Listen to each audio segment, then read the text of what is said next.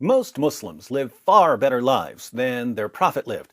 But since they know next to nothing about their prophet, they think that their prophet lived a far better life than they're living. The result is that they constantly condemn their own prophet without realizing it. Let's look at an example. A few hours ago, I posted a video titled, "The Biggest Obstacle to Reaching Muslims Is," and here we have a Muslim response to my video. David, as a Muslim, I know what you think you're doing is right, and you're convinced enough where you can't be told otherwise, and you obviously know I disagree. But from the bottom of my heart, I sincerely hope Allah guides you to the straight path. Also, as hurtful as it is to see you make videos mocking my beloved Prophet like your video from yesterday, I do not wish death upon you, and I also condemn those who do wish death upon you. As a word of advice, just be respectful, man. Well, Brisk, I'm afraid that's a no-go on the being respectful part, because I know you're referring to being respectful towards your religion. I'm pretty respectful towards people. Ideologies that oppress people, not so much. But what I find interesting, Brisk, is that you actually agree with me. You just don't know it. But you're about to know it, all thanks to me. Notice what you said. I do not wish death upon you. That's nice. And I also condemn those who do wish death upon you.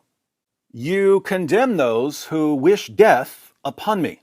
If someone says, David makes satirical videos about Muhammad, so he needs to die, you condemn that person. But he's not the only person you've condemned, Brisk. Welcome to the D. Wood School of Islamic Instruction, where you just got a scholarship. When Muhammad took Mecca, he gave his followers a list of people who were to be killed even if they were found hiding beneath the curtains of the Kaaba. Let's read about 3 of them in Ibn Ishaq, pages 550 to 551. Another was Abdullah ibn Khattal of Banu Taym ibn Ghalib. He had become a Muslim, and the apostles sent him to collect the poor tax in company with one of the Ansar. He had with him a freed slave who served him. He was a Muslim. When they halted, he ordered the latter to kill a goat for him and prepare some food, and went to sleep. When he woke up, the man had done nothing, so he attacked and killed him and apostatized. He had 2 singing girls, Fartana and her friend, who used to sing satirical songs about the apostle, so he ordered that they should be killed with him. Think about this, Brisk. Abdullah killed someone and apostatized, so Muhammad ordered his followers to kill him. But Muhammad also issued a death sentence for the 2 singing girls, and all they did was sing satirical songs about him. So according to your prophet, what's the penalty for making fun of him? Death. According to your prophet, what should happen to me? I should be killed. But you said that you condemn Muslims who wish death upon me. Hence, you've just condemned your prophet. Let's read another passage. In Sunan Abu Dawud 4361, Muhammad makes it clear that brutally murdering someone is perfectly acceptable as long as the person made fun of him.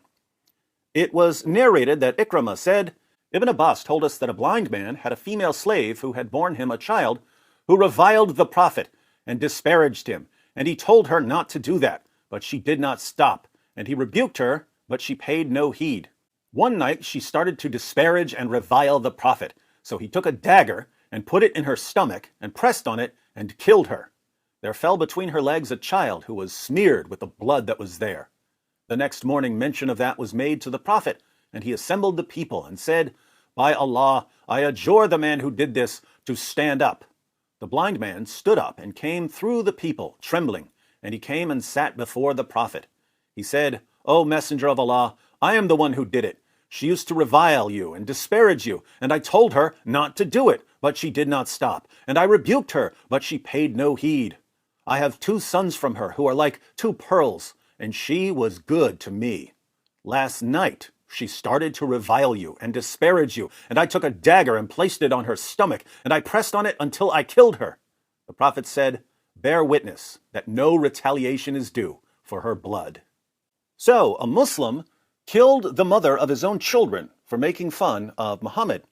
If Muhammad didn't want his followers doing that sort of thing, this would have been a really good time to say it.